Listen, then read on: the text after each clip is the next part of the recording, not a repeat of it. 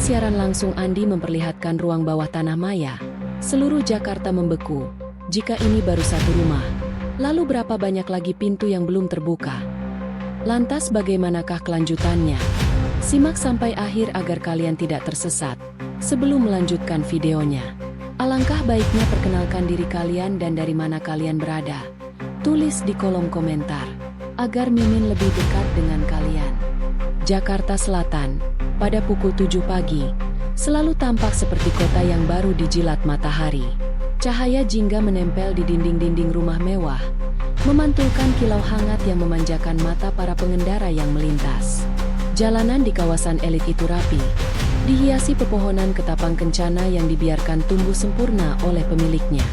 Mobil-mobil premium terparkir rapi di setiap garasi, sementara petugas keamanan kompleks berdiri dengan postur nyaris patung, namun tetap ramah pada siapapun yang lewat. Di antara udara pagi yang segar, ada satu aroma yang selalu berhasil menarik perhatian para penghuni komplek. Aroma abon sapi spesial Ibu Maya. Bukan aroma sembarangan. Bukan seperti abon biasa yang dijual di pasar. Yang ini, lebih lembut, lebih kaya, dan memiliki sensasi yang tidak mudah digambarkan. Seperti wangi masakan rumah yang tiba-tiba mengingatkan seseorang pada kenangan masa kecil.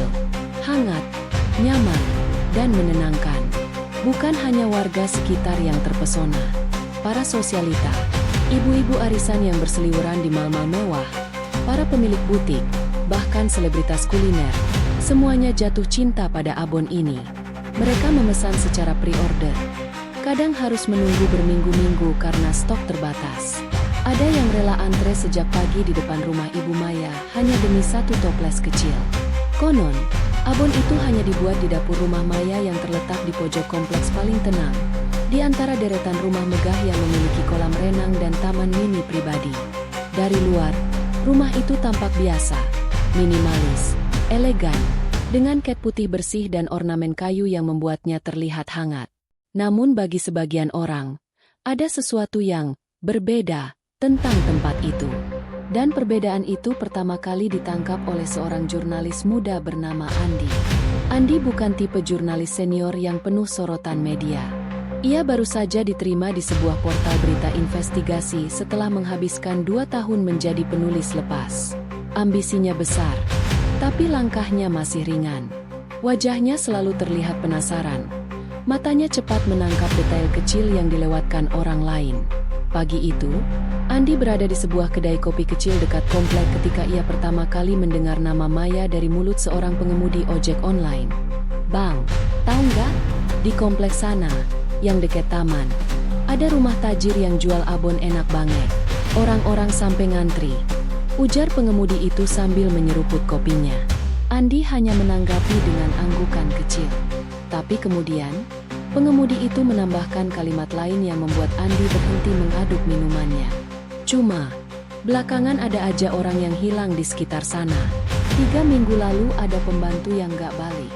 Minggu ini, sopir taksi online juga hilang setelah narik penumpang terakhir di komplek itu." Andi menaikkan alis. "Serius?" Pengemudi itu mengangguk. "Warga sih pada diam aja. Mungkin gak mau ribut. Tapi kalau abang cari di medsos, pasti nemu." Kalimat itu menjadi percikan pertama. Setelah kembali ke kantor, Andi mulai menelusuri. Ia mencari berita tentang orang hilang di area itu. Tidak banyak, hanya beberapa unggahan keluarga yang meminta bantuan. Namun pola itu terlalu jelas untuk diabaikan. Semua orang yang hilang terakhir terlihat di radius yang sama, dalam jarak yang nyaris membentuk lingkaran kecil di peta. Andi memperbesar peta itu di layar laptopnya. Rumah-rumah mewah, jalanan privat, pos satpam, dan di tengah lingkaran itu, ada satu titik yang tampak menonjol. Rumah Maya. Andi menghela napas. Bisa saja ini hanya kebetulan. Bisa juga bukan. Ia menggulir layar ke bawah, mempelajari lebih banyak unggahan. Ada satu komentar anonim yang menarik perhatiannya. "Hati-hati kalau dekat situ. Ada yang aneh kalau malam." Lalu komentar lain. "Pernah lihat mobil box masuk jam 2 pagi. Aneh banget." Andi mulai merasa ada benang merah. Tetapi jurnalis pemula sepertinya tidak boleh asal menyimpulkan. Ia harus turun ke lapangan. Ia harus melihat langsung. Sore itu, Andi memutuskan mendatangi area komplek. Udara sudah tidak sepanas tengah hari, dan lampu-lampu taman mulai menyala pelan. Kompleks itu tampak lebih damai daripada yang ia bayangkan. Anak-anak bermain sepeda, beberapa ibu berjalan-jalan sambil membawa anjing peliharaan, dan para petugas keamanan tetap berjaga penuh sopan. Namun Andi tidak berdiri di sana untuk menikmati keindahan tempat itu. Ia berdiri tepat di seberang sebuah rumah putih minimalis yang tampak terlalu tenang. Rumah Maya. Dari jendelanya, Andi melihat bayangan seseorang sedang sibuk di dapur. Ada suara alat memasak, suara panci, suara sendok mengaduk. Namun suara-suara itu terlalu teratur, terlalu sinkron. Seolah ada ritme khusus yang dipelajari sejak lama. Dan kemudian, aroma itu muncul. Aroma abon yang hangat, manis, dan menenangkan. Aroma yang serupa dengan cerita-cerita yang ia dengar sebelumnya. Aroma yang menempel seperti undangan terbuka untuk siapa saja yang mendekat. Namun, di balik aroma itu, Andi merasakan sesuatu yang lain. Sesuatu yang tidak bisa dijelaskan.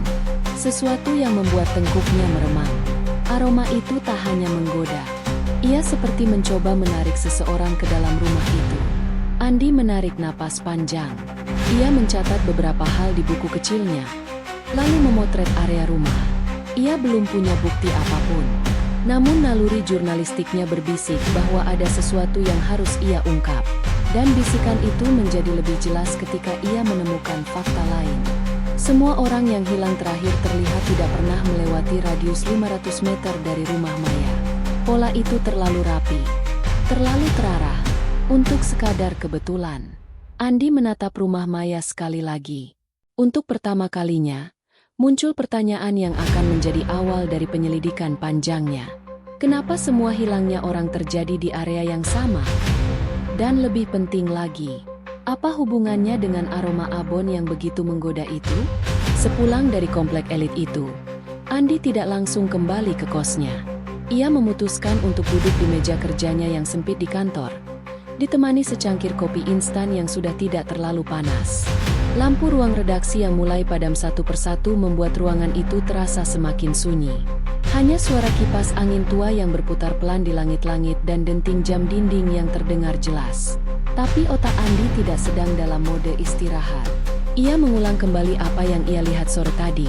Rumah putih minimalis itu, aroma abon yang terlalu kaya, bayangan seseorang di dapur, dan lokasi rumah itu yang tepat berada di tengah lingkaran kejadian orang hilang. Semuanya seperti potongan puzzle yang berceceran. Ia membuka laptop, menggeser mouse, lalu mengetik sesuatu. Distributor bahan baku abon Jakarta Selatan.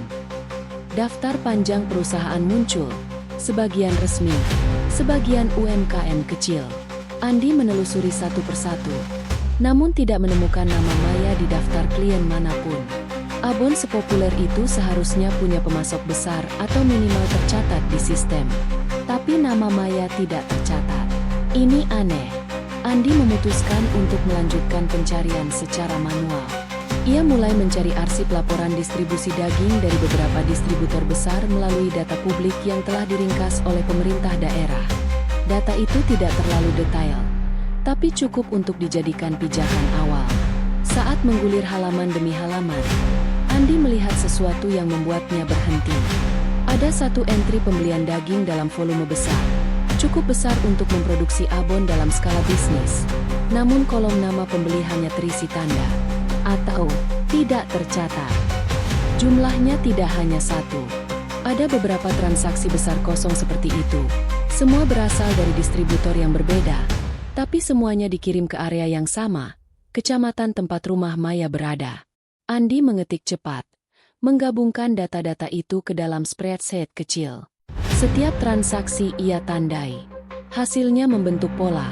Dalam 1 bulan terakhir, setidaknya ada 6 transaksi aneh. Ini tidak normal, gumam Andi sambil menyesap kopi dinginnya. Ia tahu bahwa beberapa usaha rumahan memang membeli bahan tanpa dicatat rapi. Tapi untuk skala seperti ini, transaksi besar, konsisten, dan semuanya menuju area yang sama, itu tidak wajar.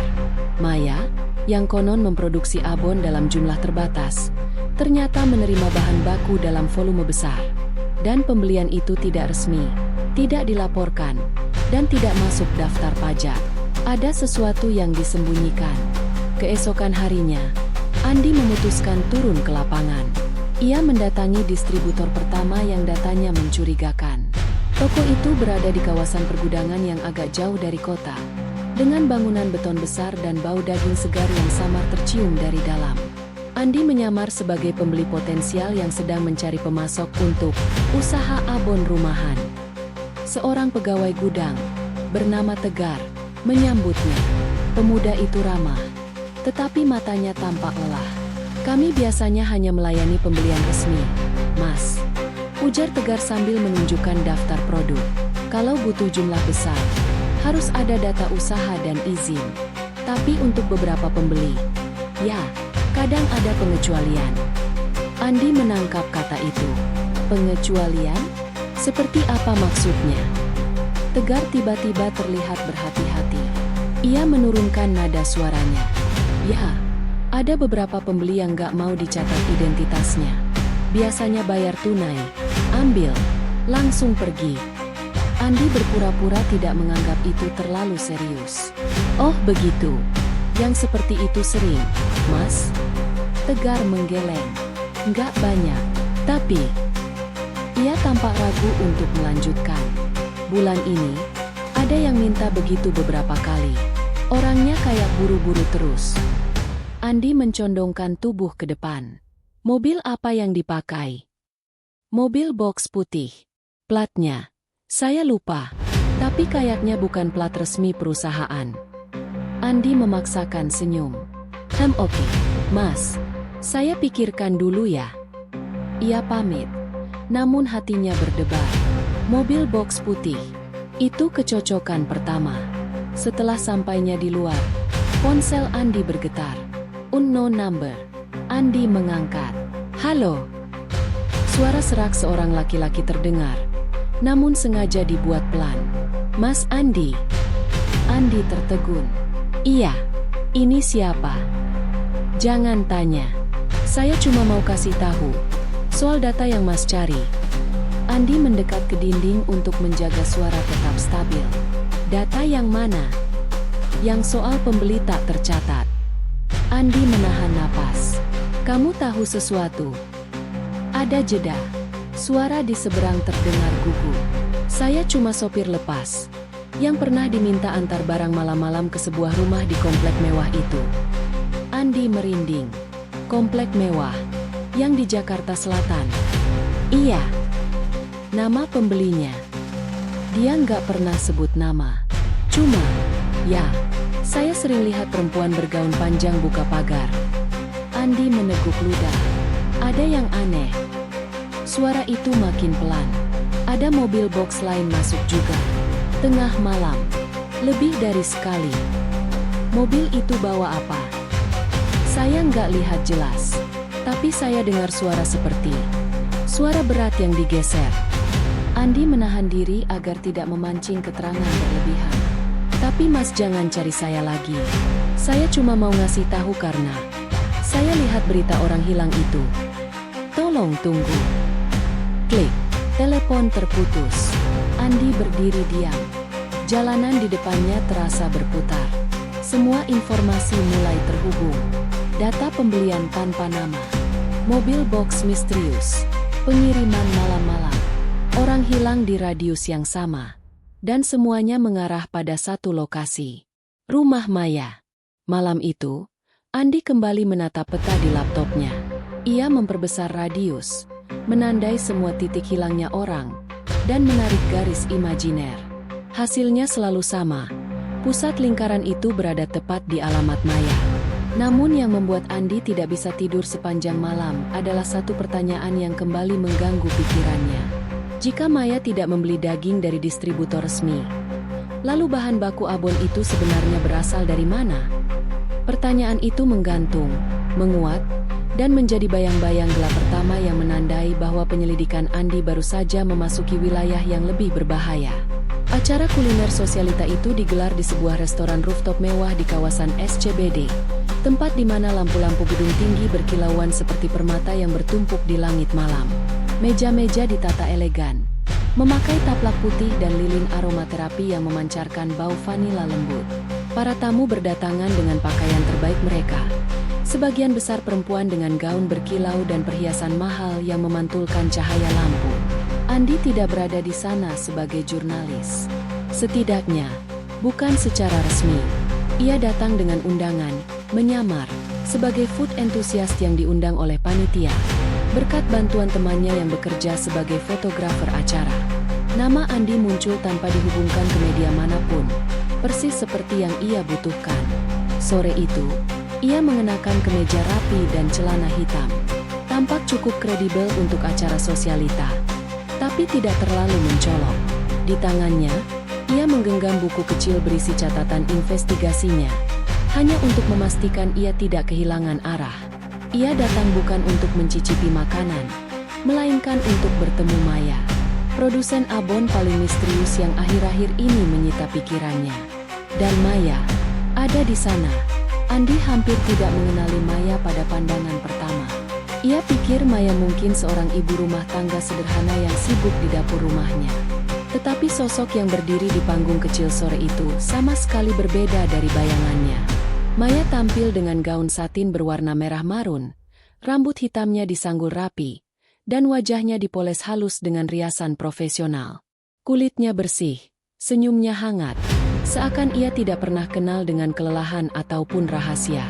Ia berdiri dengan postur percaya diri, memegang mikrofon sambil tersenyum anggun pada para tamu. "Selamat datang, semuanya," katanya. Suaranya lembut namun jelas.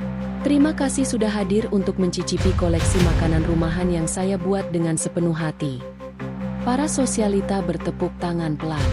Andi memperhatikan setiap gerak-geriknya. Tidak ada tanda kecurigaan. Tidak ada aura janggal. Maya tampil seramah perempuan baik-baik yang hanya ingin memasak untuk orang lain. Bagaimana mungkin seseorang yang tersenyum setulus itu menyimpan kemungkinan rahasia kelam? Andi menahan napas. Setelah sambutan singkat, para pelayan mulai menyajikan hidangan pembuka.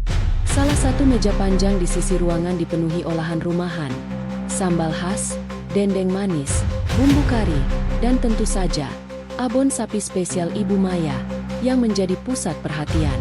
Andi menunggu waktu yang tepat. Ia tidak ingin menaruh kecurigaan dengan mendekati Maya terlalu cepat. Baru setelah beberapa menit berlalu, Maya turun dari panggung dan mulai menyapa para tamu seperti hostes profesional. Langkahnya anggun. Ia mendengarkan, tertawa kecil, menanggapi dengan empati. Semua orang tampaknya nyaman berada di dekatnya. Ketika akhirnya Maya berjalan mendekat ke area buffet, Andi tahu itu momen yang tepat. Ia merapikan kerah kemejanya, mengambil napas panjang, lalu mendekat. "Permisi, Bu Maya." Andi mencoba terdengar santai. Maya menoleh, tersenyum. "Oh, halo. Sepertinya saya belum pernah bertemu Anda sebelumnya." Suara itu terlalu tenang, terlalu lembut. Andi memperkenalkan diri sebagai pecinta kuliner rumahan. Maya merespons cepat, hangat, dan sopan. "Saya senang sekali melihat anak muda tertarik dengan masakan tradisional," katanya sambil mengambil toples kecil berisi abon. "Coba ini. Ini salah satu produk favorit saya." Ia membuka tutup toples itu. Aroma hangat langsung menyebar ke udara. Aroma itulah aroma yang sama ketika Andi berdiri di depan rumahnya beberapa hari lalu. Hangat, manis, dan entah kenapa, menenangkan. Andi mencolek sedikit abon itu dan mencicipinya. Rasanya luar biasa. Serat-seratnya halus, bumbunya meresap, dan ada sensasi hangat yang menjalar pelan di tenggorokan. Sensasi yang tidak bisa ia jelaskan dengan kata-kata. Seperti rasa nyaman yang merayap, perlahan-lahan membuat otot-ototnya mengendur. Maya tersenyum kecil. "Bagaimana?" Andi menelan perlahan. "Enak sekali," jawabnya jujur. "Ada rasa hangat yang berbeda." "Oh." Maya terkekeh kecil. "Banyak orang bilang begitu. Mungkin karena resep keluarga saya sudah turun-temurun." Andi ikut tertawa. Namun dalam hatinya ada suara lain yang berbicara. Hangat, ini lebih dari sekadar bumbu. Ada sesuatu yang membius. Ia menatap Maya. Mata perempuan itu terlihat lembut. Terlalu lembut. Seolah tidak mungkin menyembunyikan apapun. Andi mencoba menggali informasi secara halus. Bu Maya produksi sendiri ya? Banyak yang suka. Saya dengar. Maya mengangguk. Iya, tapi saya tidak produksi terlalu banyak. Semua saya kerjakan sendiri. Saya tidak percaya orang lain menangani makanan saya. Kalimat itu menggelitik Andi. Sendiri? Tanpa bantuan? Padahal bahan bakunya besar? Ia bertanya lebih lanjut. Kalau boleh tahu, ibu dapat bahan baku dari mana? Dagingnya terasa berbeda. Untuk pertama kalinya, ekspresi Maya berubah. Hanya sepersekian detik. Senyumnya tetap ada, tapi matanya sedikit, sangat sedikit, menjadi lebih tajam. Saya punya langganan. Jawabnya singkat. Sudah lama bekerja sama. Tidak ada detail. Tidak ada kelanjutan. Seolah Maya sengaja menutup pintu percakapan. Namun sebelum suasana menjadi canggung, Maya kembali tersenyum seperti sebelumnya. Anak muda seperti kamu berbakat. Punya indera rasa yang sensitif. Kamu bisa jadi kritikus kuliner hebat. Pujiannya terdengar tulus. Tetapi Andi merasakan sesuatu yang lain. Semacam pengamatan mendalam. Seolah Maya sedang menilai dirinya. Bukan sebagai tamu, tetapi sebagai ancaman potensial. Sebelum Andi sempat menanyakan hal lain, seorang sosialita datang menghampiri dan menarik perhatian Maya.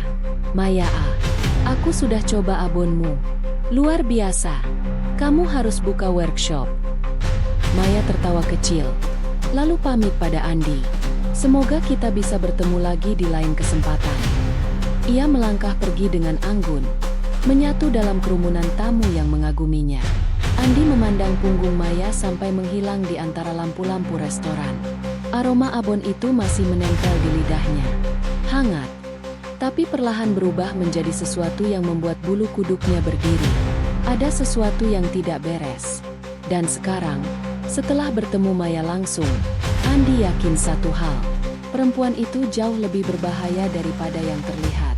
3 hari setelah pertemuan pertamanya dengan Maya di rooftop SCBD, Andi memutuskan untuk mengambil langkah investigatif yang lebih berani. Ia tahu bahwa menanyai Maya secara langsung tidak akan menghasilkan apa-apa. Perempuan itu terlalu cerdas, terlalu rapi, terlalu sadar akan setiap kata dan gerakannya. Jika Andi ingin mengungkap kebenaran, ia harus mencari dari akar, sumber bahan baku. Dan itu berarti ia harus mengunjungi salah satu tempat yang dicurigainya. Sebuah dapur besar yang berfungsi sebagai pemasok bahan untuk beberapa UMKM di Jakarta Selatan. Tempat itu tampak seperti gudang biasa dari luar. Pintu besi besar, ket kusam, dan papan nama yang hampir tidak terbaca. Namun menurut catatan distribusi yang Andi kumpulkan, dapur itu menerima banyak transaksi, tidak tercatat. Dan sebagian volume distribusinya mengarah ke area tempat rumah Maya berada.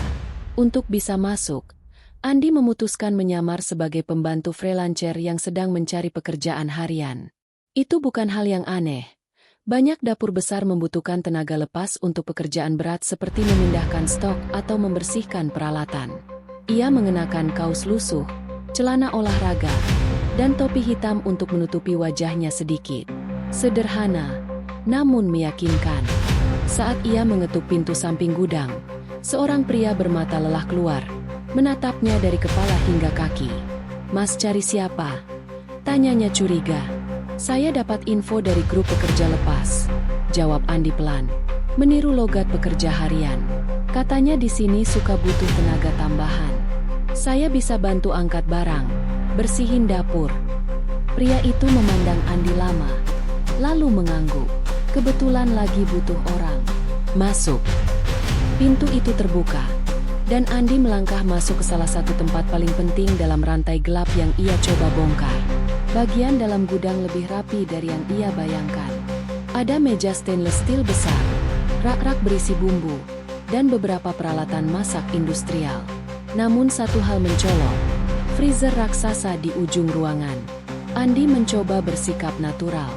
Ia diberi kerjaan ringan, menata kotak, mengepel sebagian area, dan memindahkan ember-ember berisi bumbu. Namun matanya diam-diam mengamati freezer itu.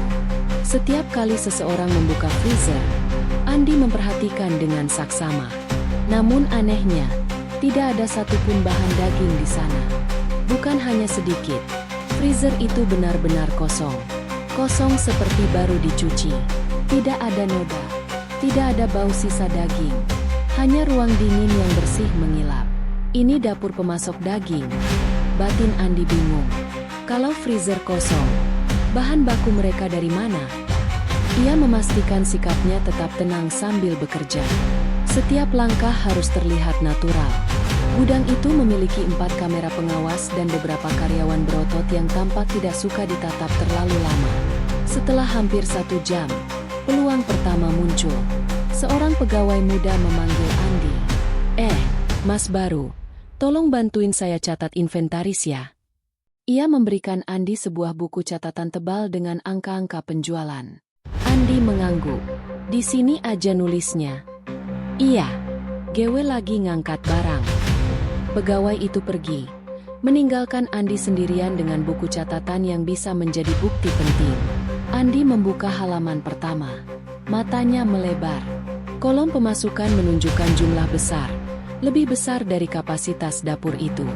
Tetapi kolom pengeluaran bahan hanya menunjukkan beberapa transaksi kecil, tidak sebanding. Dan pada setiap transaksi besar, kolom tujuan pengiriman hanya tertulis lokasi utama, tanpa alamat, tanpa nama penerima, tanpa nomor pesanan. Andi merasakan jantungnya memukul dadanya dari dalam. Ini bukan sekadar kelalaian administrasi. Ini bentuk penyamaran. Ia membalik beberapa halaman lagi. Polanya konsisten. Pemasukan besar tanpa data jelas. Dan lokasi utama tercantum berkali-kali. Selalu pada hari yang sama. Hari-hari ketika kasus orang hilang dilaporkan. Andi mencatat pola tanggal itu diam-diam ke buku kecilnya. Memastikan tidak ada yang melihat. Namun halaman terakhir membuatnya merinding. Di sisi kanan bawah catatan, ada sebuah stempel kecil berbentuk lingkaran.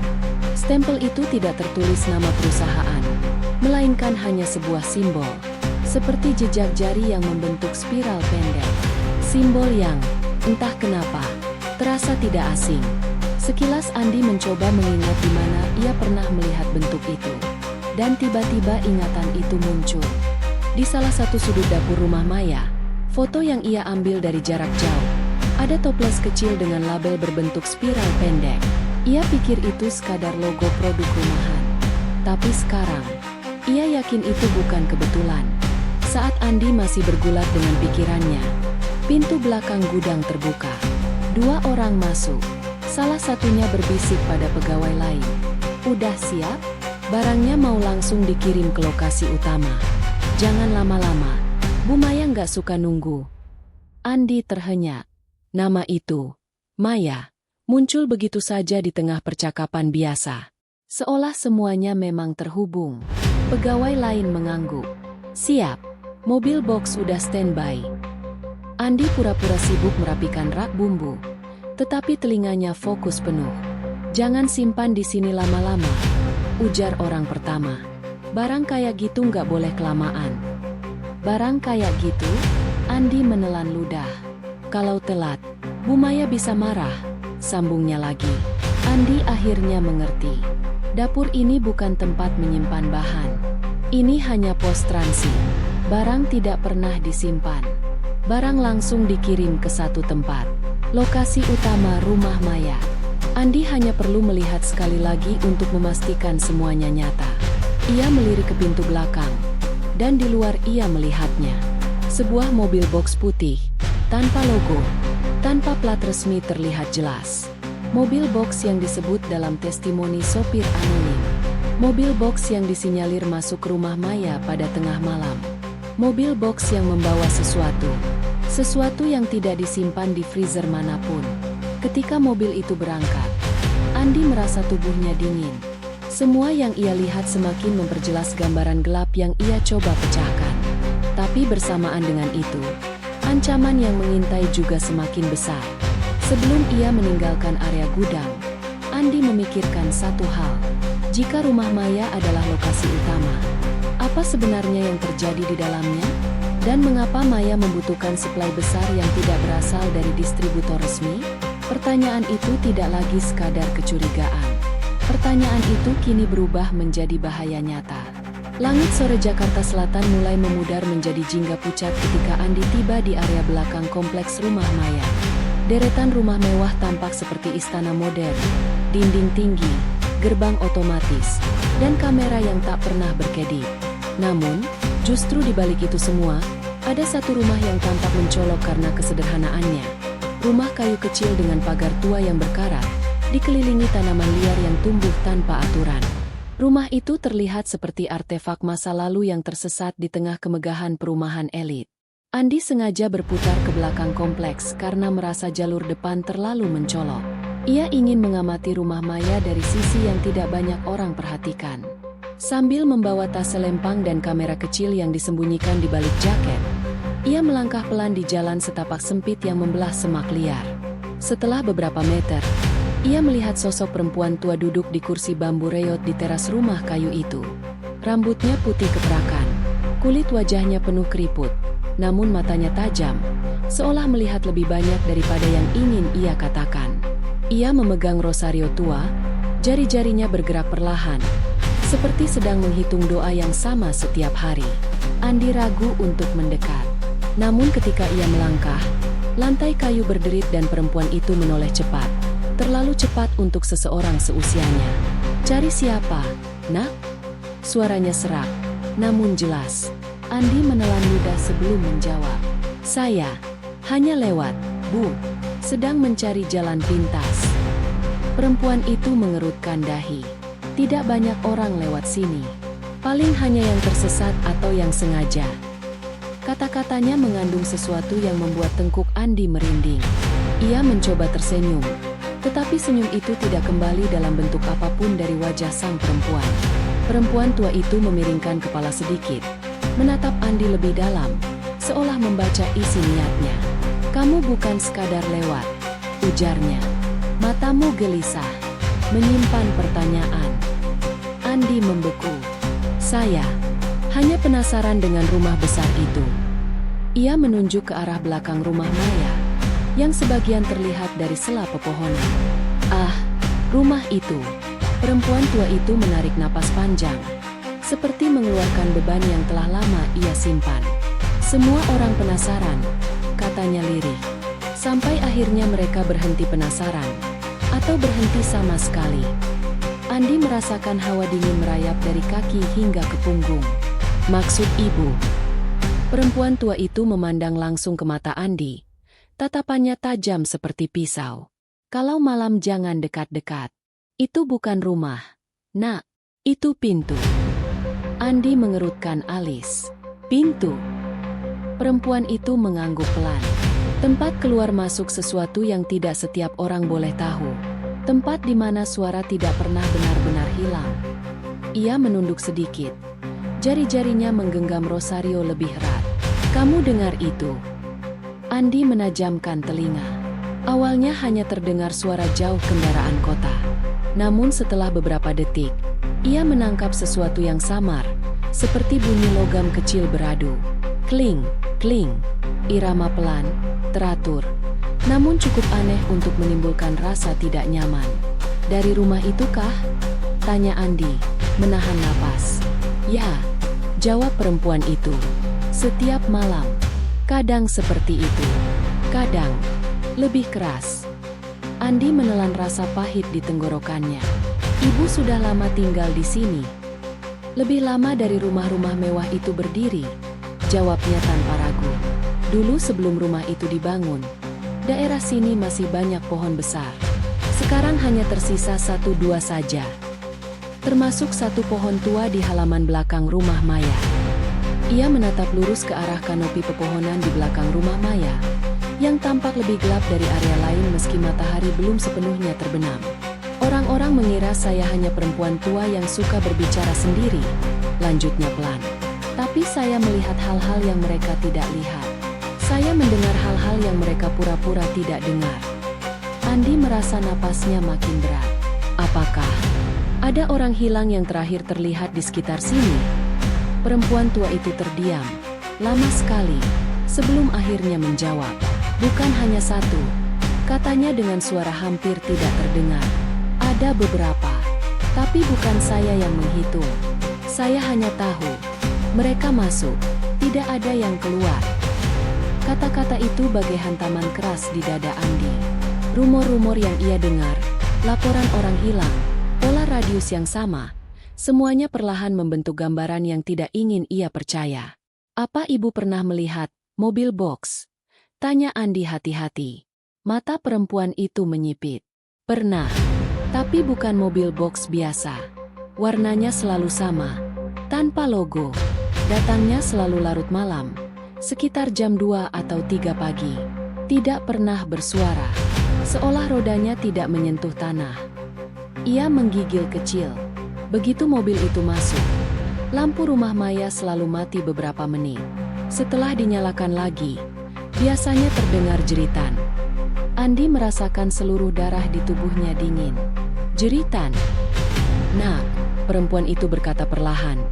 Di tempat yang penuh uang dan topeng seperti ini, keheningan adalah mata uang, dan jeritan adalah kekayaannya. Angin sore tiba-tiba bertiup lebih kencang, menggoyang daun-daun kering dan membuat suasana semakin mencekam. Andi menoleh ke arah rumah Maya, hanya terlihat sebagian, namun cukup untuk membuatnya merasa sedang diawasi. Perempuan tua itu berdiri dengan susah payah. Kalau kau memang berniat mencari kebenaran, bersiaplah. Rumah itu tidak suka orang yang ingin tahu. Banyak yang mencoba, hanya beberapa yang selamat. Bahkan lebih sedikit lagi yang berani bicara. Andi menelan ludah.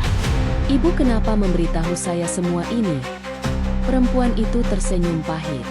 Karena matamu sama seperti mata satu orang yang pernah datang sebelum kamu. Dan dia tidak pernah kembali. Seketika, udara terasa berat. Andi merasakan dunia di sekelilingnya mengecil. Ada firasat kuat bahwa apapun yang menunggunya di rumah itu bukan sekadar kebenaran, melainkan sesuatu yang bisa mengubah hidupnya atau mengakhirinya. Perempuan tua itu menatapnya sekali lagi, dalam, menggetarkan. Ingat, nak, katanya, kalau malam, jangan dekat-dekat. Itu bukan rumah, itu pintu. Andi mengangguk perlahan. Namun pikirannya kacau. Pintu menuju apa?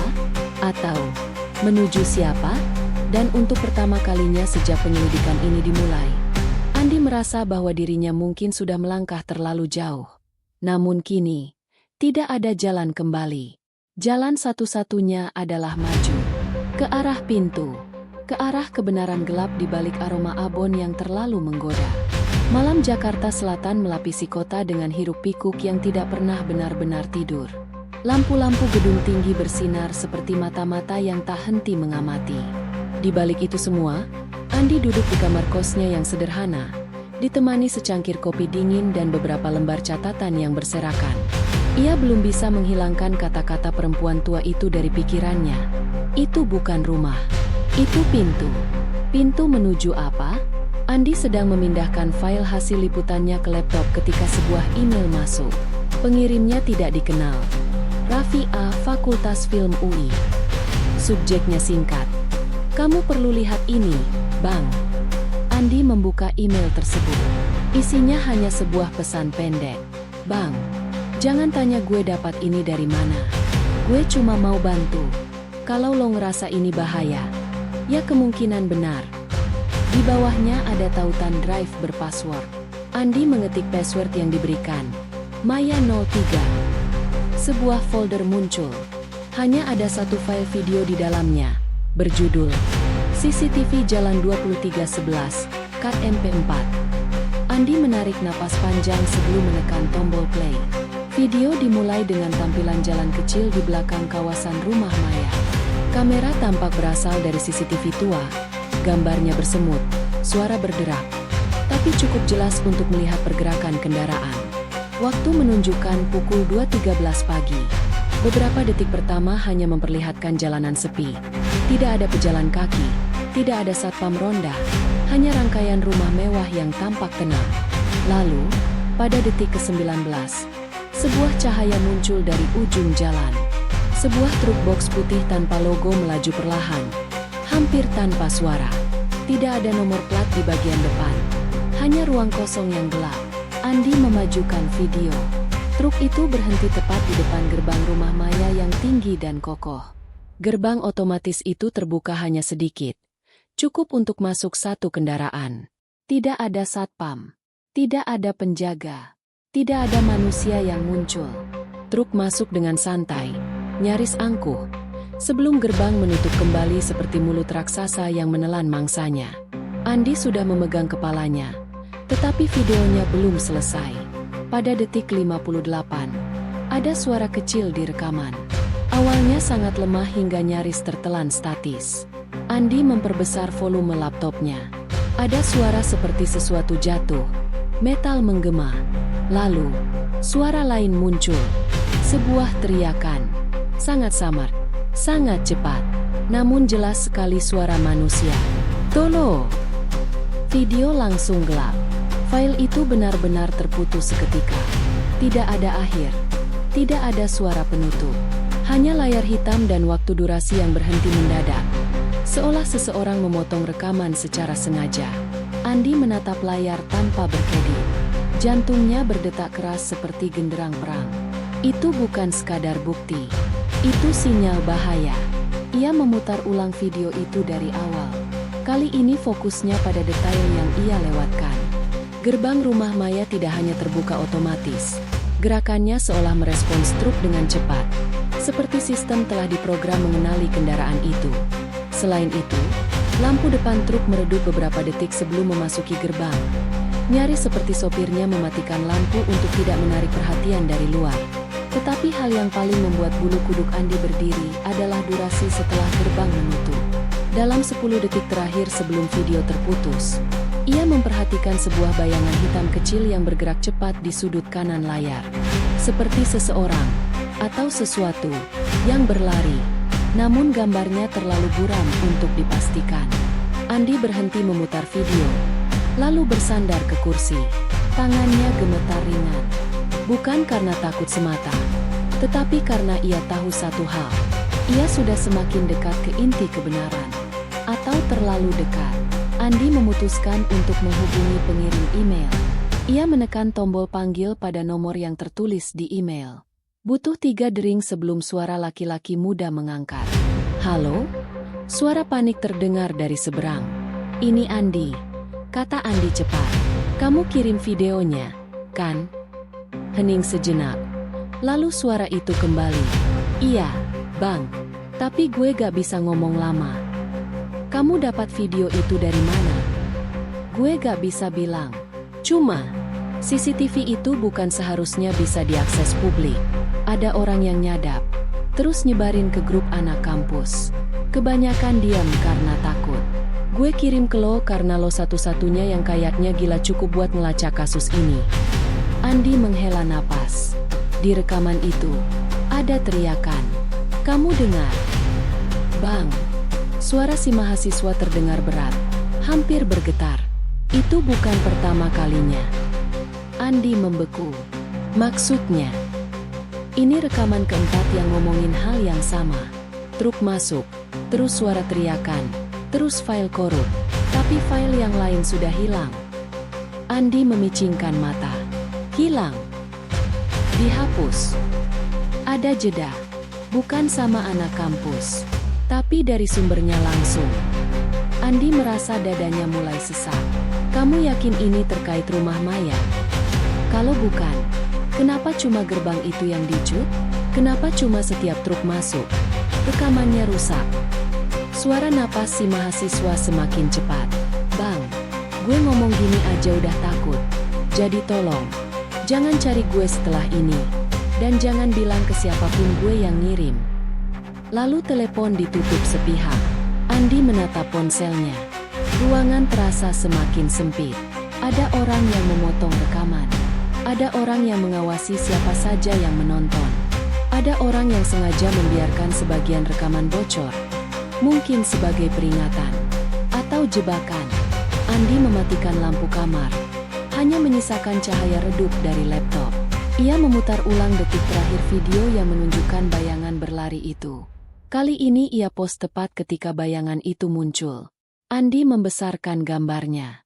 Pikselnya kasar, tetapi bentuk tubuh itu tampak seperti manusia. Atau sesuatu yang berusaha terlihat seperti manusia. Bahunya membungkuk, tangannya panjang. Cara berlarinya aneh, seperti tulang yang tidak tersusun normal. Sesuatu di dalam rumah itu hidup, atau disembunyikan. Andi menutup file, lalu menatap jendela kamar yang gelap. Ia sudah terlalu jauh. Dan malam itu, untuk pertama kalinya sejak penyelidikan dimulai, Andi merasa ada seseorang, atau sesuatu, yang juga sedang mengamati dia. Sore di Jakarta Selatan mulai bergerak menuju malam, ketika lampu-lampu perumahan elit menyala satu persatu, seperti bintang yang ditanam di tanah. Andi berdiri di depan gerbang rumah Maya, mengenakan kemeja putih mahal dan jas hitam elegan yang ia sewa dari temannya. Rambutnya dirapikan ke belakang. Aroma parfum mewah menempel di lehernya. Malam ini ia bukan lagi Andi sang jurnalis investigasi. Ia adalah Ervan Wijaya, calon pembeli paket langganan VVIP Abon Sapi spesial Ibu Maya yang menempati posisi istimewa di kalangan sosialita. Dengan sedikit manipulasi email dan referensi palsu, ia berhasil diundang langsung oleh Maya. Kesempatan seperti ini terlalu berharga untuk dilewatkan, meski risikonya bisa membuatnya tak pulang. Gerbang besar itu terbuka perlahan. Andi melangkah masuk dengan rasa waspada yang tersembunyi di balik senyum ramah. Rumah Maya tampak lebih hidup di malam hari. Lampu-lampu gantung berkilau dari balik kaca besar, membuat bangunan itu tampak seperti galeri seni yang bersinar hangat. Namun bagi Andi, kilau itu justru terasa seperti penutup. Keindahan yang dipoles untuk menutupi sesuatu yang jauh lebih gelap. Ia menekan bel.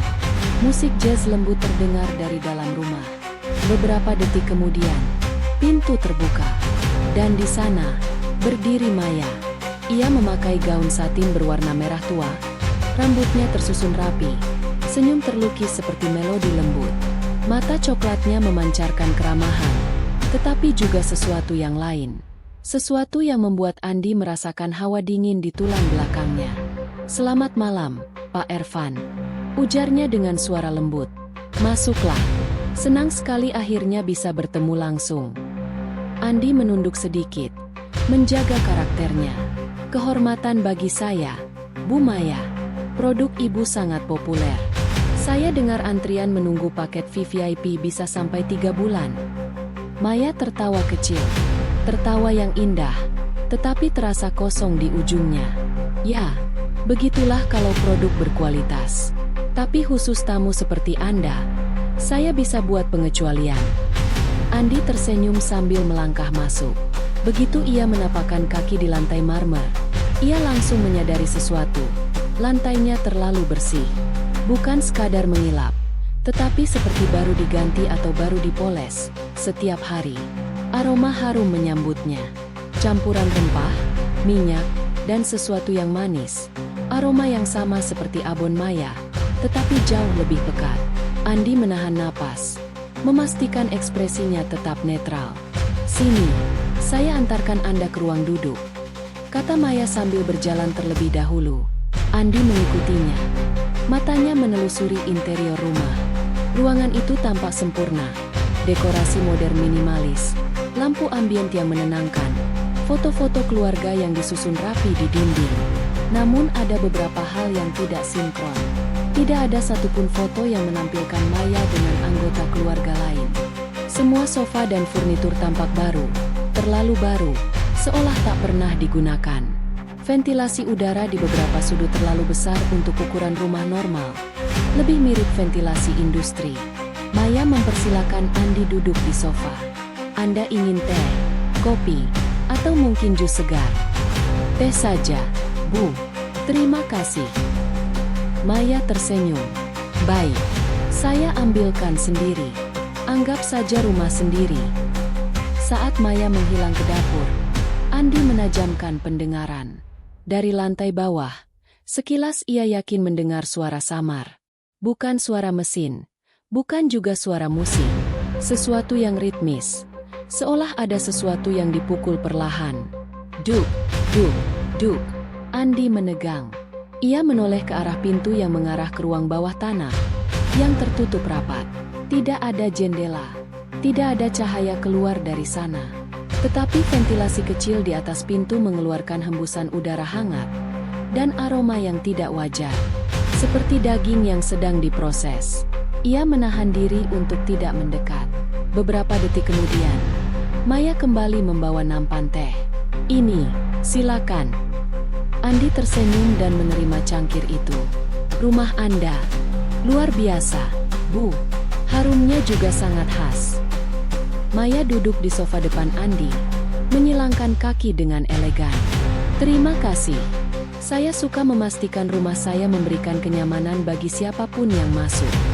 Andi mengangguk sambil mengamati lagi ruangan itu. Ia baru sadar bahwa tidak ada satupun debu di sudut manapun. Tidak ada barang acak, tidak ada noda kecil. Seolah rumah ini tidak benar-benar dihuni. Atau sengaja dibuat steril. Saya dengar ibu mengelola proses produksi abon sendiri. Tanya Andi sambil menyesap teh. Benar, jawab Maya sambil tersenyum. Saya sangat perfeksionis. Semua bahan harus melalui kontrol kualitas saya langsung. Wah, luar biasa. Kalau boleh tahu, dapurnya seperti apa? Saya penasaran bagaimana abon selezat itu dibuat. Tatapan Maya berubah sedikit. Tidak sampai 1 detik.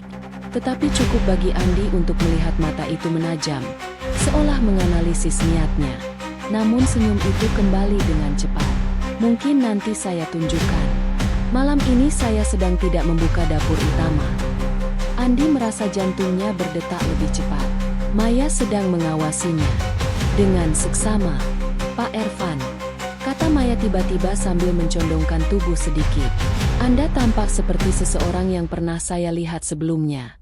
Atau mungkin saya salah? Andi menjaga ekspresinya tetap santai. Mungkin saya punya wajah yang umum, Bu. Maya tersenyum. Namun kali ini senyumnya tidak lagi hangat, melainkan seperti seseorang yang sudah mencium aroma kebohongan. Tanpa memperlihatkan perubahan pada nada suaranya, Maya berkata pelan, "Yah, mungkin saja. Namun saya selalu ingat wajah orang, terutama yang datang dengan niat tertentu." Andi merasa tenggorokannya kering. Tangannya menggenggam cangkir lebih erat agar terlihat tenang. Namun ia tahu satu hal. Maya mulai curiga. Dan rumah ini tidak hanya mengawasi, tetapi juga mendengarkan. Tiba-tiba, dari bawah lantai, suara itu terdengar lagi. Duk, duk, duk. Lebih keras dari sebelumnya. Maya menoleh sebentar ke arah lantai, lalu kembali tersenyum pada Andi, seolah tidak ada yang aneh. "Maaf," katanya lembut. "Rumah ini kadang hidup." Andi tersenyum, berusaha tetap dalam perannya. Tetapi di dalam dirinya, satu kalimat perempuan tua itu kembali menghantui. Itu bukan rumah, itu pintu. Dan malam itu, Andi sadar ia baru saja masuk ke dalam pintu, yang mungkin tidak akan membiarkannya keluar dengan mudah. Maya bangkit dari sofa dengan anggun lalu berkata, "Mari, Pak Ervan. Saya ingin menunjukkan ruang tamu utama. Biasanya tamu VVIP saya menikmati suasana di sana sebelum membahas detail paket langganan." Andi berdiri, menjaga senyumnya tetap profesional, meski seluruh tubuhnya menegang. Ia mengikuti Maya melewati koridor panjang dengan lantai marmer polos mengkilat. Lampu-lampu LED tersembunyi memantulkan cahaya kekuningan lembut di dinding, menciptakan suasana hangat yang tampak normal. Terlalu normal untuk rumah yang menyimpan begitu banyak tanda tanya.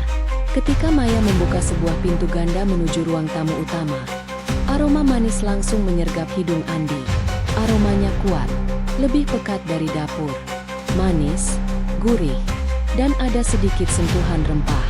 Aroma ini seolah membungkus udara, menggantung, dan memaksa siapapun yang menghirupnya untuk merasa nyaman. Namun bagi Andi, aroma itu justru membuatnya gelisah. Ada sesuatu yang tidak alami dari wangi itu, seolah dibuat untuk memengaruhi. Ruang tamu itu luas, dihiasi sofa beludru coklat gelap dan meja kayu berukir. Di sudut ruangan, ada sebuah speaker besar, tipe premium dengan kualitas suara jernih. Maya mengambil ponselnya dan menekan sesuatu. Seketika, musik jazz lembut mengalun memenuhi ruangan. Namun bagi Andi, ada sesuatu yang janggal. Volume musik itu, meski dikatakan lembut, sangat keras untuk percakapan santai. Nada-nada bassnya bergema hingga ke lantai. Andi memerhatikan lantai kayu di ruangan itu. Tidak seperti ruang lain yang menggunakan marmer. Lantai ruang tamu ini terbuat dari panel kayu tebal yang terasa sedikit lebih ringan ketika diinjak. Setiap dentuman nada jazz membuat lantai bergetar sangat halus. Nyaris seperti menutupi getaran lain dari bawah. Ia menelan ludah. Maya berjalan ke tengah ruangan sambil tersenyum. Saya sangat suka musik jazz, Pak Ervan. Musik membuat rumah terasa hidup. Andi mengangguk. Suasananya memang luar biasa, Bu. Duduklah, ajak Maya sambil menunjuk ke sofa panjang. Andi duduk, memastikan posisinya memungkinkan ia memindai seluruh ruangan tanpa terlihat mencurigakan. Dari sudut matanya, ia mulai memperhatikan pola yang tersusun di ruangan itu. Aroma yang terlalu manis, musik yang terlalu keras, furnitur yang diposisikan untuk menutupi area tertentu, dan ventilasi besar di dua sisi ruangan. Lalu matanya menangkap sesuatu. Di antara dua rak buku yang besar, ada sebuah lemari kayu tinggi. Bentuknya elegan, dibuat menyerupai kabinet penyimpanan buku. Namun sisi kiri lemari itu tampak sedikit berbeda. Panelnya tidak sejajar sempurna dengan lantai. Dan ketika lampu kamar menyinari dari sisi lain, panel itu memantulkan cahaya dengan cara yang tidak wajar, seperti terbuat dari material berbeda. Andi menyipitkan mata. Itu bukan lemari biasa. Itu pintu. Pintu tersembunyi. Rasa dingin menjalar dari tengkuknya. Ia mencoba tetap fokus pada Maya, yang kini menuangkan minuman ke dalam dua gelas kristal kecil, seperti seorang tuan rumah yang ingin memanjakan tamu. Maya duduk di sofa seberang Andi, menyilangkan kaki, dan memberikan gelas itu padanya. Silakan dicoba. Ini minuman rempah buatan saya sendiri. Memanaskan tubuh, menenangkan pikiran.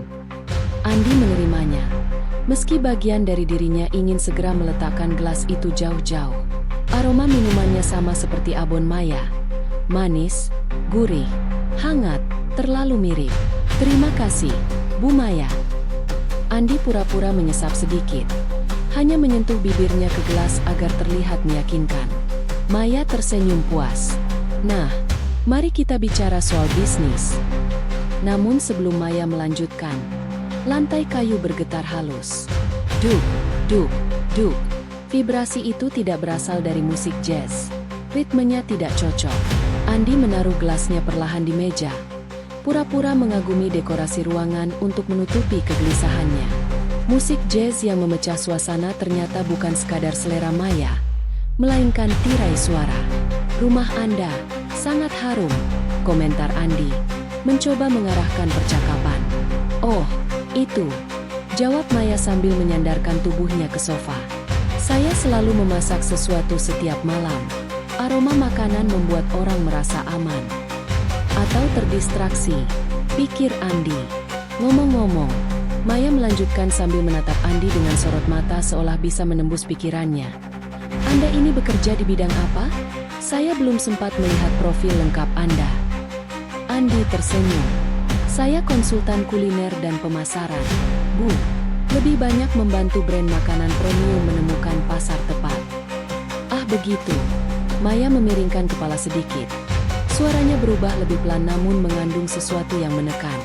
Aneh. Saya merasa Anda punya cara bicara seperti seseorang yang terbiasa bertanya. Banyak bertanya. Andi terlalu berpengalaman untuk panik. Namanya juga konsultan.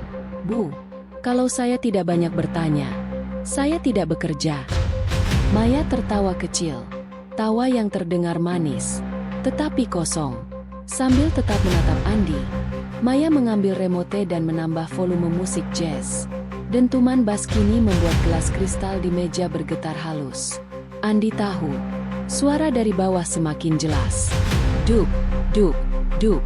Lalu, suara gesekan. Seperti sesuatu diseret perlahan. Maya seakan sadar Andi mendengarnya. Ia mencondongkan tubuh sedikit ke depan. "Pak Ervan," katanya lembut. "Anda tampak sedikit tegang. Apakah suasana rumah saya membuat Anda tidak nyaman?" "Tidak sama sekali," jawab Andi cepat. "Mungkin terlalu cepat." Maya menatapnya lama. Lalu ia tersenyum. Bukan senyum ramah, bukan senyum manis, tetapi senyum seseorang yang sudah mencium ketakutan dari tamunya. "Kalau begitu," kata Maya pelan, "mari saya tunjukkan sesuatu." Andi menahan napas. Maya berdiri dan berjalan menuju rak buku di samping lemari, tepat ke arah pintu tersembunyi itu. Ia menyentuh salah satu sisi lemari, dan panelnya bergerak sedikit. Andi tahu, kebenaran itu tinggal satu langkah lagi, dan Maya akan menentukan apakah ia tamu atau calon korban berikutnya. Detik ketika Maya meraih tas Andi, waktu seakan berhenti. Sentuhan jari perempuan itu begitu ringan, elegan, bahkan masih terlihat sopan. Tetapi Andi tahu betul ada sesuatu yang berubah. Maya bukan lagi tuan rumah ramah yang menyajikan teh hangat dan senyum memesona. Ada intensitas di matanya, fokus yang terlalu tajam, seolah ia sedang mencari sesuatu yang ia yakin ada di sana. "Bolehkah aku melihat isi tasmu sebentar?" tanyanya lembut. Tapi nada kalimatnya lebih seperti perintah yang dibungkus senyum. Andi berusaha mempertahankan ekspresi alami. Ada sesuatu yang menarik di dalamnya. "Siapa tahu," kata Maya pelan. "Kadang tamu membawakan hadiah kecil. Aku hanya ingin memastikan." Itu alasan yang tidak masuk akal. Tapi Andi tidak bisa menolak. Menolak hanya akan mempercepat bencana. Maya membuka tas itu perlahan, masih tersenyum. Lalu jari-jarinya berhenti. Tepat pada mie kecil berukuran seukuran jempol bayi, diselipkan rapi ke dalam saku busa. Seulas keheningan jatuh di antara keduanya. "Ini apa?" tanya Maya. Suara rendah dan tenang, terlalu tenang, seperti permukaan danau sebelum badai. Andi menelan ludah. Otaknya bekerja cepat, berusaha menciptakan alasan masuk akal. "Itu." Ia menarik napas. "Barang cacat. Saya beli online untuk kebutuhan liputan podcast. Seharusnya sudah saya kembalikan." Maya mengangkat alis. "Untuk podcast?" Ia menggulirkan mic itu di antara dua jarinya. "Aku tidak pernah dengar kau punya podcast." Andi memaksa tertawa ringan. "Baru rencana. Lagi coba-coba. Ini pun tidak nyala." Maya menatapnya lama. Tatapannya seperti röntgen. "Kau jurnalis?" Andi tahu ia sedang berjalan di atas tali yang sangat tipis. "Tidak, saya hanya penulis lepas yang sesekali bantu review makanan. Makanya tertarik ke sini." Maya masih menatapnya tanpa berkedip. Ia menyimpan mic itu di meja kecil di samping sofa. Keputusan yang membuat Andi semakin gelisah. Ia tidak membantingnya, tidak menghancurkannya, tidak menutupinya, tidak melakukan apapun yang impulsif. Justru itu yang paling berbahaya. Maya terlihat seperti seseorang yang sedang menyusun strategi. Tiba-tiba, Maya duduk lebih dekat. Sangat dekat. Andi bisa merasakan aromanya. Campuran vanila lembut dan sesuatu yang samar. Sulit dijelaskan, tetapi anehnya memabukkan. Aroma yang sama dengan abon itu. "Andi," katanya lirih, seperti sedang membelai namanya. "Kenapa kau datang malam ini?" "Karena kau mengundang pelanggan VVIP."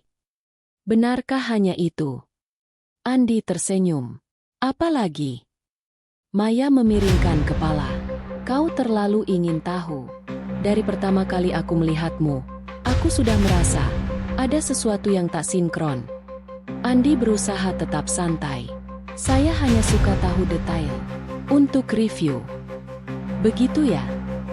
Maya bangkit perlahan, berjalan ke arah meja minuman di sudut ruangan, sambil tetap berbalik sesekali untuk mengawasinya. Ia menuang anggur merah ke 2 gelas. Suara tetesannya terdengar terlalu jelas dalam ruangan yang tiba-tiba sunyi. Andi menyadari satu hal, musik jazz telah dimatikan. Artinya suara dari bawah lantai sudah tidak ia samarkan lagi. Maya memberikan segelas anggur pada Andi. "Minumlah, untuk menenangkan pikiran." Andi menatap gelas itu sejenak. Kalau ia menolak, Maya akan makin curiga. Kalau ia minum, siapa yang tahu apa yang ada di dalamnya? Dengan setengah hati, Andi pura-pura menyeruput sedikit. Ia biarkan cairan itu menyentuh bibir, tapi tidak menelannya. Trik lama. Ia berharap Maya tidak memperhatikan detail sekecil itu. Namun Maya memperhatikan segalanya. "Kau hanya pura-pura minum," katanya pelan. Jantung Andi berhenti sejenak. "Saya agak tidak kuat alkohol," jawab Andi cepat. "Tadi cuma sedikit." Maya menatapnya lama, sebelum akhirnya tersenyum. Senyum itu berbeda, tajam dan mengandung sesuatu yang gelap.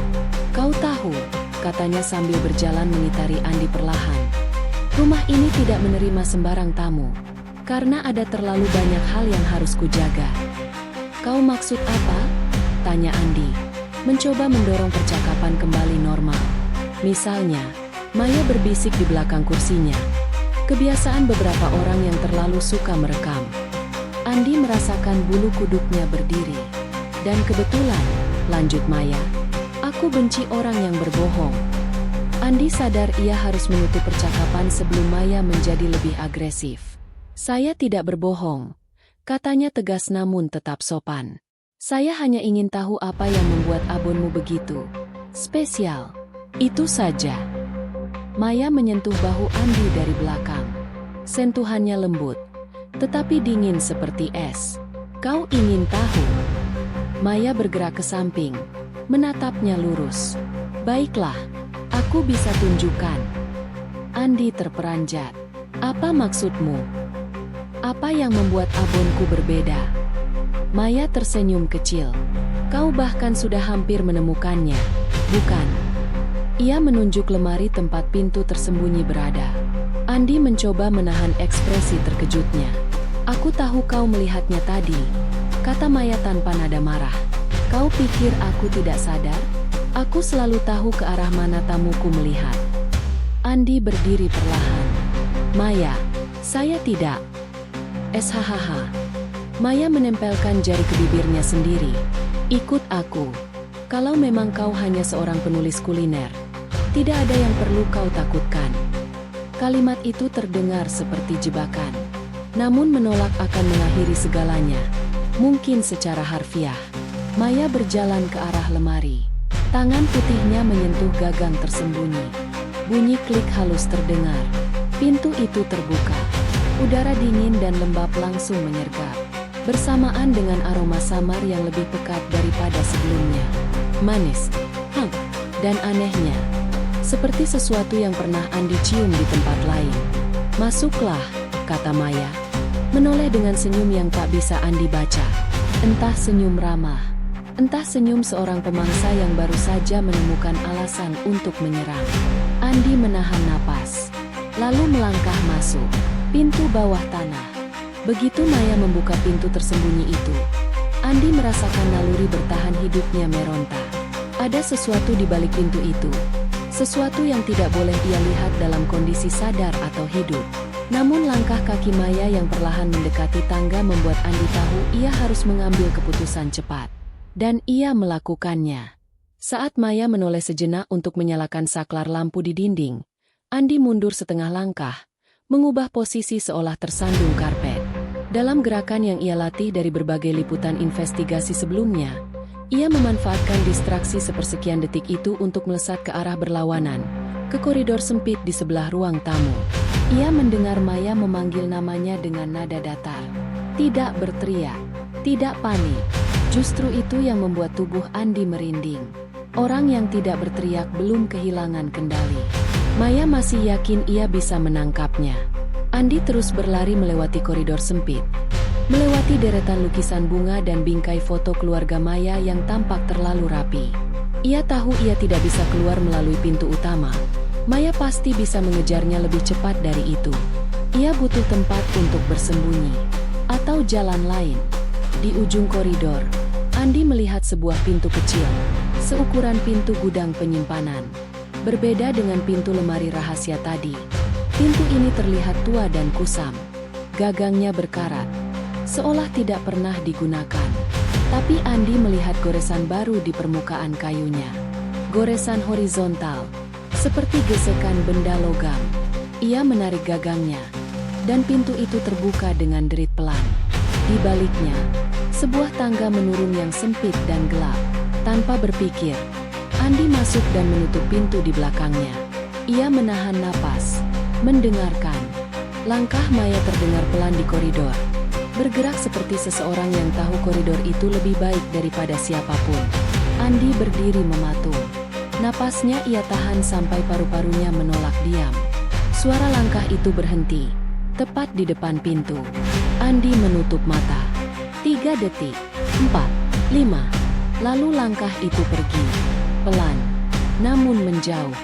Baru setelah benar-benar yakin, Andi turun perlahan, memanfaatkan kilau samar lampu dari retakan pintu untuk menapaki tangga kayu yang dingin. Seusai beberapa anak tangga, gelap total menyergapnya. Andi mengaktifkan senter kecil di ponselnya, menyinari udara pekat yang berdebu. Tangga itu berakhir pada sebuah ruangan besar, lebih besar daripada yang ia duga. Langit-langitnya rendah, dengan pipa-pipa logam yang berkelok seperti usus raksasa. Bau logam dan dingin memenuhi udara. Namun yang paling membuat Andi terpana adalah apa yang ada di depannya. Peralatan pemrosesan daging. Bukan peralatan dapur biasa, bukan bahkan setara restoran besar. Ini skala industri kecil. Penggiling daging industrial, mesin pencacah, tangki air panas, meja stainless steel panjang penuh noda, rak berisi pisau-pisau besar yang ditata sangat rapi. Selain itu, ada puluhan kantong plastik bening berukuran besar di pojok ruangan. Beberapa kosong, beberapa masih berisi sesuatu yang dibungkus rapat, menyerupai potongan daging. Namun ukuran dan bentuknya tidak konvensional. Terlalu panjang, terlalu pipih, terlalu aneh. Andi merinding. Ia mendekat, menahan napas saat melihat label kecil pada salah satu kantong. Tidak ada merek perusahaan, tidak ada tanggal produksi, hanya tulisan tangan halus. Sesi 14 bahan mentah, simpan segera. Ia mundur, menelan rasa mual. Itu belum apa-apa. Di sudut ruangan, Andi melihat sesuatu yang membuat lututnya hampir goyah. Sebuah rak kecil berisi benda-benda pribadi. Bukan alat, bukan peralatan dapur. Barang manusia. Dompet, gelang, kacamata, jam tangan, gantungan kunci. Bahkan catatan kecil berisi tulisan tangan seseorang. Ia mengambil satu dan membacanya pelan. Ayah, aku pulang malam ini. Jangan lupa makan. Tulisan itu berhenti tepat sebelum akhir. Seperti seseorang merobek kertasnya dengan kasar. Andi menutup mulutnya, tidak ingin mengeluarkan suara apapun. Ia mengenali beberapa nama pada dokumen yang berserakan. Orang-orang hilang dari berita. Kasus yang sempat viral tapi kemudian mereda tanpa hasil. Benda-benda pribadi itu menjadi potongan teka-teki yang selama ini hilang. Namun masih ada hal yang tidak ia mengerti. Apa hubungan benda-benda ini dengan proses pemrosesan daging? Apa yang sebenarnya terjadi pada para korban? Apakah mereka? Andi tidak berani menyelesaikan kalimat itu di dalam pikirannya sendiri. Ia melangkah lebih jauh ke tengah ruangan. Di bawah meja stainless steel, ia menemukan sebuah buku catatan besar. Halamannya penuh tulisan, tetapi sebagian sudah terkena percikan cairan, sebagian masih bisa dibaca. Salah satu catatan berbunyi, daging baru harus segera diproses. Jangan lama-lama di suhu ruang. Efek bius alami masih bekerja tapi tidak stabil. Efek bius alami? Apa maksudnya? Andi membalik halaman. Catatan lain. Jangan biarkan mereka terbangun sebelum stabilisasi. Suara akan mengganggu proses. Mereka? Andi merasa pusing. Ia tidak tahu apakah yang ia baca ini hanya kode internal atau pengakuan yang lebih mengerikan. Ia hendak mengambil foto ketika sebuah suara terdengar dari atas. Krek! Suara pintu kayu berderit perlahan. Andi membeku. Sinar tipis dari luar masuk dari sela retakan pintu atas. Lalu redup lagi. Ada seseorang di atas sana. Dan Andi tahu persis siapa itu. Andi. Suara Maya terdengar lembut, mengalun seperti lagu pengantar tidur. Aku tahu kau di bawah. Andi menahan napas. Tidak semua orang mendapat kesempatan melihat apa yang ada di sana. Lanjut Maya. Kau istimewa. Dan aku benci kalau sesuatu yang istimewa berakhir rusak. Ada jeda. Lalu Maya mengetuk pintu 3 kali. Ritmenya pelan dan teratur. Tok, tok, tok. Keluar. Andi. Jangan membuatku mencarimu. Andi memalingkan wajah dari tangga. Ia harus mencari jalan lain. Dan di sudut ruangan, di balik rak pendingin, ia melihat sesuatu. Sebuah pintu kecil lain, separuh tersembunyi, dengan pengait berkarat. Ia tidak tahu pintu itu menuju kemana. Tapi satu hal pasti, ke atas bukan pilihan. Penghuni yang tersembunyi. Andi menahan napas saat langkah Maya menghilang dari depan pintu atas. Ketegangan mereda hanya sedikit. Cukup untuk membuatnya memusatkan perhatian pada semua suara yang muncul dari ruangan bawah tanah yang lembab dan dingin itu. Dan di tengah hening yang mencekik, ia mendengar sesuatu. Suara sangat pelan, bergetar, seperti seseorang menarik napas panjang setelah berhari-hari berusaha bertahan. Tolong! Andi memutar tubuhnya cepat. Senter ponselnya menyorot ke sudut lain ruangan, melewati rak pendingin dan mesin pemrosesan besar yang seolah menjadi saksi bisu pembantaian yang tidak pernah dilaporkan. Ada orang, tolong! Suara itu jelas manusia, lelah, parau, dan penuh ketakutan. Andi tidak yakin apakah ia siap melihat apapun yang membuat suara seburuk itu, tapi nalurinya sebagai jurnalis, dan sebagai manusia, mendesaknya untuk mendekat. Ia melangkah pelan, senter diangkat setinggi dada, mengarahkan cahaya ke sumber suara. Cahaya itu memantul pada permukaan logam, lalu terus bergerak hingga berhenti pada sesuatu di lantai. Sebuah pintu besi datar, seperti pintu menuju ruang simpan tambahan. Namun di sisi pinggirnya, ia melihat jari tangan yang kurus mencengkeram celah sempit, seolah seseorang berusaha mendorong dari dalam. Andi segera merunduk, mencoba membuka pintu itu, tapi terasa berat, terkunci dari luar. Tolong, kali ini lebih jelas, dan lebih putus asa. Aku di sini, aku. Jangan. Sebuah suara lain terdengar, lebih dekat dari yang seharusnya. Andi tersentak dan berbalik. Dari balik bayangan mesin pencacah, seseorang muncul perlahan. Pria itu tinggi, tubuhnya kurus namun keras, tangan bersarung lateks, dan matanya kosong. Seperti seseorang yang sudah terlalu lama hidup di bawah tanah dan tahu persis apa yang boleh dan tidak boleh dilakukan. Andi mengenal wajahnya. Ia pernah melihat pria itu sekilas dalam salah satu acara komunitas kuliner yang dihadiri Maya. Namanya Randi, asisten kepercayaan yang jarang muncul di publik, dan selalu berada 3 langkah di belakang Maya. Banyak yang mengira ia hanya bagian dari tim logistik, seseorang tanpa peran penting. Ternyata, justru dialah yang menjaga bagian terpenting. Jadi, suara Randi tenang, namun mengerikan karena tidak menunjukkan emosi apapun. Kau akhirnya menemukan tempat ini. Andi berdiri perlahan, memastikan tubuhnya tidak menunjukkan ketakutan meski lututnya gemetar hebat. Aku tidak sengaja masuk, jawab Andi, mencoba terdengar santai. Aku hanya tersesat. Randi tersenyum tipis, senyum yang tidak sampai ke mata. Tidak ada yang tersesat ke sini, kecuali mereka yang sudah ditentukan. Andi mundur 1 langkah. Randi maju setengah langkah. Gerakannya halus seperti bayangan. Jadi kau Andi, ucap Randi sambil menatapnya dari atas ke bawah. Maya bilang kau pintar, terlalu pintar. Tiba-tiba, suara lemah dari balik pintu besi kembali terdengar. Tolong, jangan tinggalkan aku. Andi menoleh refleks, namun itu kesalahan. Karena dalam sepersekian detik itu, Randi sudah bergerak. Dengan cekatan ia mengambil sesuatu dari meja, sebuah pisau pemotong daging panjang. Bukan untuk mengancam, untuk menyudahi. Andi mundur cepat, tetapi ruangan itu sempit. Mesin-mesin besar membatasi pergerakannya. Ia hanya bisa mencoba menjaga jarak sambil berpikir secepat mungkin. "Kenapa ada orang di sana?" tanya Andi, memancing waktu. Randi tidak langsung menjawab. Ia hanya mendekat sambil mengangkat pisau sedikit, menandakan ia tidak keberatan menggunakannya. "Mereka yang belum diproses," jawabnya akhirnya. Suaranya datar. "Maya memilih beberapa dengan kualitas tertentu. Aku hanya memastikan mereka tidak kabur." "Mereka hidup?" Suara Andi bergetar. Randi mengangguk ringan. Seperti hal itu bukan masalah besar.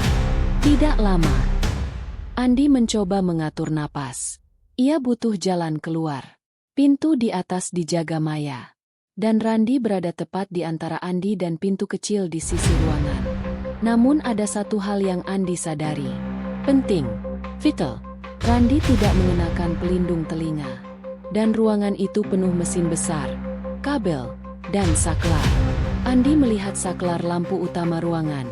Besar, merah, dengan tulisan main power. Jika ia mematikan listriknya, dunia akan tenggelam dalam gelap. Dan mungkin, hanya mungkin, ia bisa menyelinap. Randi melangkah lagi. "Serahkan ponselmu, Andi. Maya ingin bicara. Jangan buat aku." Tap. Andi memukul saklar besar itu dengan siku, memutuskan listrik utama seketika. Ruangan langsung berubah menjadi kegelapan total. Andi mendengar Randi berteriak marah. "Dasar!" Andi tidak menunggu. Ia berlari ke arah pintu kecil yang tadi ia lihat. Berdoa agar kaki tidak tersandung mesin pemotong atau meja. Suara langkah Randi mengikuti. Tajam seperti pisau yang ia bawa. Andi menyentuh dinding, mencari pegangan pintu itu. Ditemukannya kutub logam dingin. Ia menariknya cepat, dan pintu itu membuka. Tanpa berpikir, Andi masuk dan menutup pintunya dari dalam, mengunci gerendel kayu tua. Ia bersandar pada pintu gelap itu. Napas kacau.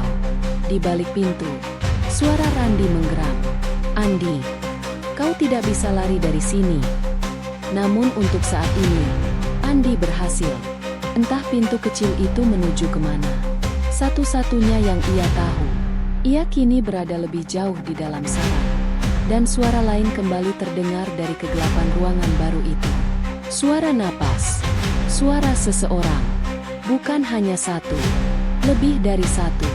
Kegelapan ruang sempit itu membuat Andi tak bisa melihat apapun selain kontur samar-samar dinding lembab. Napasnya terengah setelah menutup pintu kecil tadi. Tapi ia tidak punya waktu untuk pulih. Dari luar, suara Randi mengguncang pintu seperti binatang buas yang kehilangan mangsanya. "Andi, buka pintunya." Benturan keras menghantam. Pintu itu tipis. Tidak mungkin bertahan lama. Andi meraba-raba sepanjang dinding, mencari pegangan lain. Apakah ini ruangan penyimpanan? Koridor sempit? Ruang pelarian yang dibuat Maya? Atau jebakan lain? Saat ia maju sedikit, senter ponselnya menyala otomatis. Cahaya redup tapi cukup menyibak bayangan. Yang ia lihat membuat tenggorokannya mengencang. Ruang itu bukan pelarian. Itu lorong pembuangan.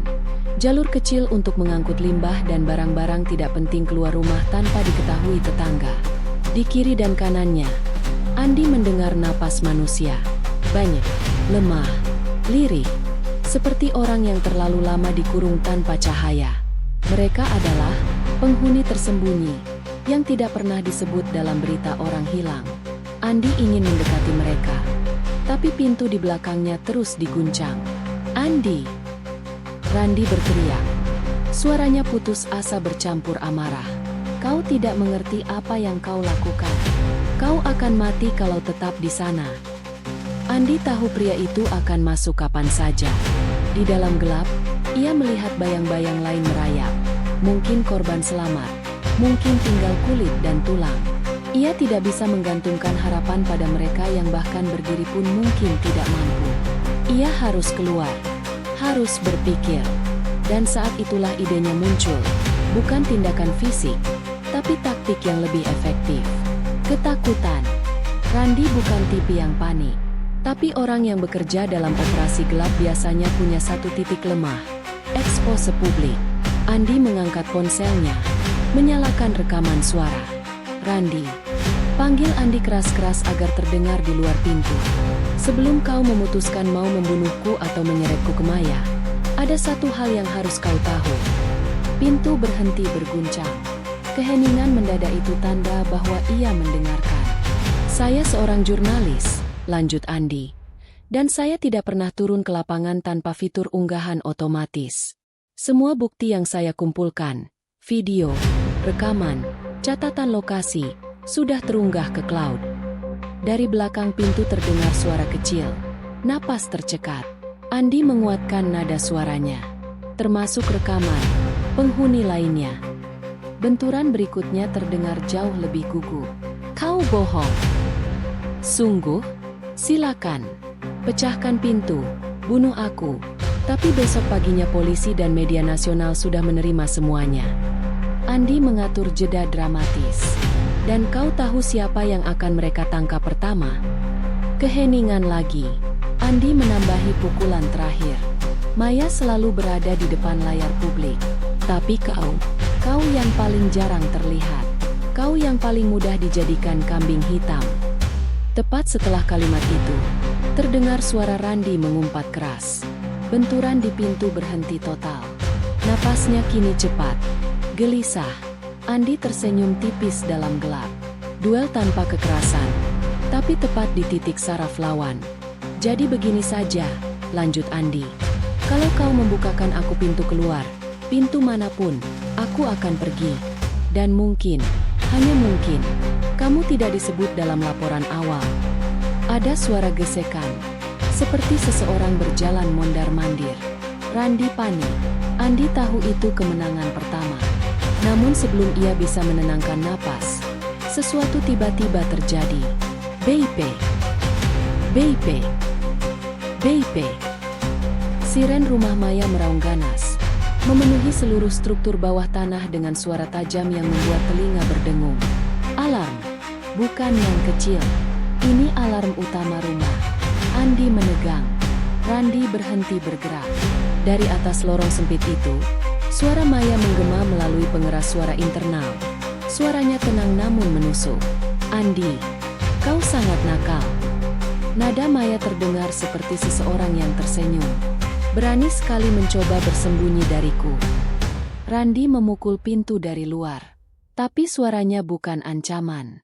Suaranya panik. Andi, apa yang kau lakukan? Alarmnya aktif. Maya pasti menutup semua akses keluar. Andi menatap layar ponselnya yang kini berkedip merah, menunjukkan sinyal terblokir. Alarm rumah Maya otomatis menonaktifkan koneksi jaringan di area itu. Maya akhirnya sadar betapa jauh Andi masuk. Dan kini, Andi terjebak bersama beberapa korban yang setengah sadar, dan satu asisten yang bisa berubah jadi musuh atau sekutu dalam hitungan detik. Dari pengeras suara, Maya berbicara lagi. Kali ini lebih pelan, hampir seperti bisikan lembut. Kau tak akan bisa keluar, Andi. Tapi aku ingin melihat bagaimana kau mencoba. Alarm terus meraung. Randi berhenti mengetuk. Ia hanya berkata satu kalimat. Getar ketakutan memenuhi suaranya. Kita terkunci di dalam. Andi menatap lorong gelap di depannya. Jika ia tidak bisa keluar, ia harus masuk lebih dalam, ke tempat yang lebih gelap dari ini. Suara alarm bergaung begitu keras hingga seluruh lorong bawah tanah bergetar tipis. Andi tahu ia tidak bisa terus berada di sini, dengan korban-korban yang setengah sadar dan Randi yang panik di balik pintu. Tempat ini bisa berubah menjadi perangkap maut kapan saja. Namun sesuatu dalam ucapan Maya melalui pengeras suara tadi justru memberikan Andi ide. Aku ingin melihat bagaimana kau mencoba keluar. Kalimat itu tidak sekadar ancaman. Itu tantangan. Sekaligus bukti bahwa Maya merasa dirinya tak tersentuh. Ia yakin ruangan-ruangan bawah tanah ini terlalu tersembunyi, terlalu licin untuk dilacak bahkan jika Andi lolos. Dan saat itulah Andi menyadari satu hal. Jika bukti paling gelap disembunyikan di bawah tanah, maka cara terbaik untuk menghancurkan Maya adalah membawanya ke permukaan. Bukan melarikan diri, tapi membalikan seluruh permainan. Andi kembali ke pintu, membuka kunci kayu kecil yang menghalangi. Randi terhuyung masuk. Wajahnya pucat ketakutan setelah alarm berbunyi. Andi, kita harus pergi. Maya akan ke sini. Kau tidak mengerti. Aku mengerti, potong Andi cepat. Dan kau akan membantuku. Randi membeku. Apa? Andi menunjuk ke lorong dengan ponselnya. Tunjukkan aku jalan ke panel listrik utama. Randi menelan ludah. Untuk apa? Untuk mematikan alarm. Tebaknya ragu. Andi menggeleng. Untuk menyalakan semua lampu. Semuanya. Randi tampak tidak paham. Kenapa? Maya akan melihatmu. Itu yang aku inginkan. Ekspresi Randi berubah dari panik menjadi bingung. Lalu menjadi pasrah. Ia tahu tidak punya pilihan lain. Andi memegang bukti. Andi mengancam Cloud. Dan paling penting, Maya menyalakan alarm. Artinya ia sudah menganggap Randi gagal. Randi akhirnya mengangguk. Baik. Ikut aku. Lorong-lorong bawah tanah ternyata jauh lebih luas dari dugaan Andi. Ada ruang penyimpanan, saluran pembuangan, bahkan jalur paralel yang sepertinya terhubung ke rumah-rumah kosong milik Maya di sekitar kompleks. Sebuah jaringan, bukan hanya ruang penyembelihan. Andi semakin yakin, Maya bekerja terorganisir. Panel listrik berada di ujung lorong, dikelilingi pipa dan kabel paralel yang melintang seperti labirin.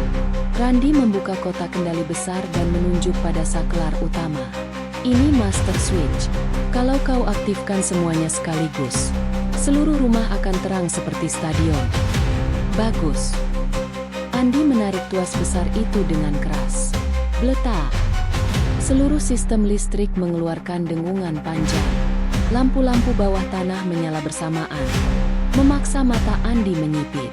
Randi menutupi wajahnya. Tak terbiasa dengan cahaya begitu terang setelah bertahun-tahun bekerja di kegelapan. Dari pengeras suara, suara Maya meledak. Randi, apa yang kau lakukan?